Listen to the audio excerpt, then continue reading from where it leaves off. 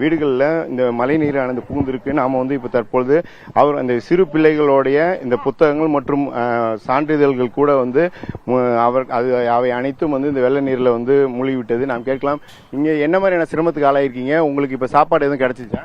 சாப்பாடே இல்லைங்க. எங்களுக்கு பள்ளிக்கூடம் போய் சாப்பாடு இல்லை, அன்னகாரம் போய் இல்லை. நாங்கள் வீட்டுக்கு வண்டி வச்சு கொண்டு வந்துட்டாங்க. ரொம்ப கஷ்டம். துணியே இல்லை, வீட்டுல எல்லாம் நாசுது. உக்கார இடம் கிடையாது, துணி கிடையாது, எல்லா பொருளும் அடிச்சுன்னு போச்சு. ரோட்டு மேல நின்று கிடக்குறோம். நாங்க பவர் இல்ல கிடக்குறோம். யாரும் எங்களுக்கு பால் உணவு எதுவும் கிடைக்குது? எதுவும் கிடைக்கலங்க. பால் உணவு கூட கிடைக்கல சாமி. கட்ட துணி கிடையாது. ஊடெல்லாம் இடிஞ்சு போய் கிடக்குது. எந்த நிவாரணமும் எங்களுக்கு ஒண்ணுமே இல்லை சாமி. கையோட காயோட நிக்கிறோம் நாங்க. ஒண்ணு எங்களுக்கு உதவி பண்ணுங்க சாமிங்களா. எதுவுமே கிடையாது எங்களுக்கு. ஒண்ணும் இல்லாத நாங்க உட்காந்துங்க. பால் பாக்கெட்டு கூட ஒரு வழி கிடையாது. எங்க உட்காந்துங்கிறோம் சாமி. சின்ன குழந்தைகளுக்கு உணவு எது கிடைக்குது? எதுவுமே கிடைக்கல சார். பால் பிஸ்கெட் எதுவுமே இல்ல சார். குழந்தைங்க எல்லாம் பசியோட கத்தின்னு கிடக்குறாங்க.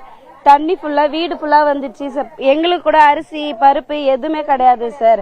நாங்க பசி பட்டினியுமா தான் சார் இருக்கிறோம். அமைச்சர் வந்து பார்த்தாங்களா? உங்களுக்கு எதுவும் வந்து உதவி செய்திருக்காங்களா? என்ன உதவி உடனடியாக உங்களுக்கு வேண்டும்? பக்கத்துல அருகாமையில குளம் இருக்குது. அந்த குளம் தூர் வாராதனால அந்த தண்ணி எல்லாம் வந்து ஊருக்குள்ள புகுந்து ஆத்து பெண்ணையாறு உடைஞ்சு அந்த தண்ணி எல்லாம் இங்க உள்ள வந்துருது. மக்களுக்கு வந்து ரொம்ப பெரும் கஷ்டம். எங்களுக்கு ஒரு சாப்பாடு, மற்றவங்களுக்கு ஒரு சாப்பாடு தரம் பிரிச்சு கொடுக்குறாங்கன்னு சொல்லி ரொம்ப மனவேதனையோட சொல்றாங்க.